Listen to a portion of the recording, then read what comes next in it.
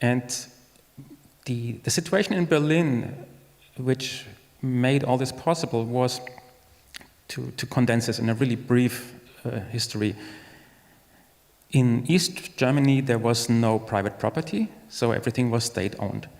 A lot of buildings in East Berlin, including a lot of small factories and manufacturing spaces, were state-owned.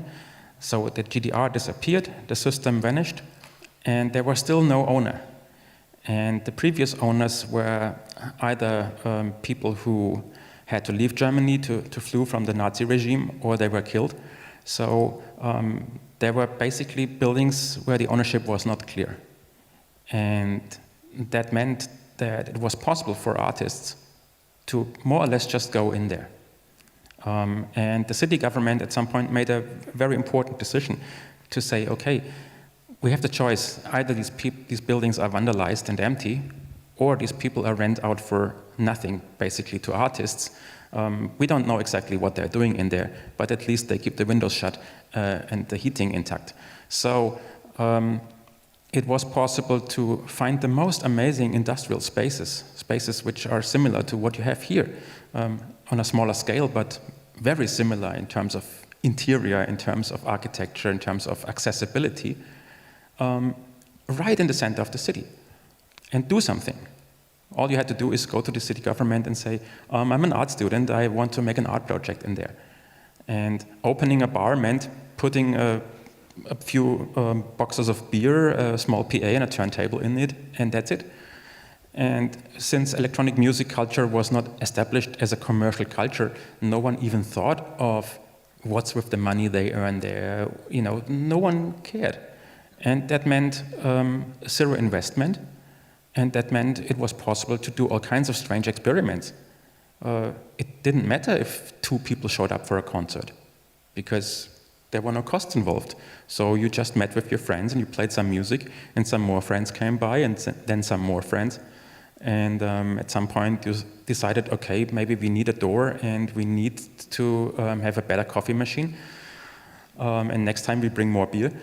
But that was it. And this situation allowed for 2 things. It allowed for musical experiments, and it also allowed for a social experiment. Like, how can you interact with people? What is a club as a social experience? But also, very important, a audiovisual experience and a spatial experience.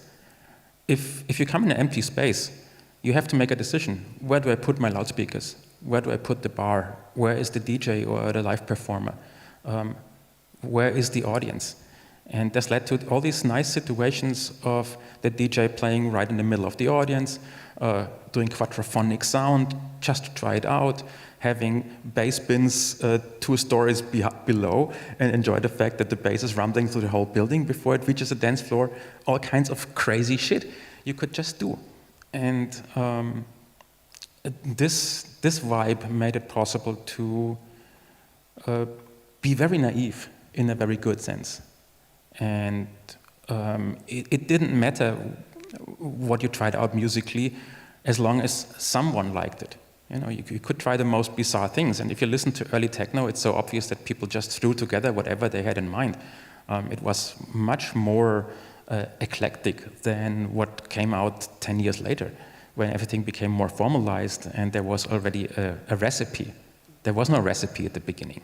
If you listen to early KLF, or if you listen to many other records of that time, you know, someone started with a shouting sample in a track, someone else copied it and added something else, including, of course, horrible scenarios where there was this kind of commercial thing with barking dog voices pitched up and down.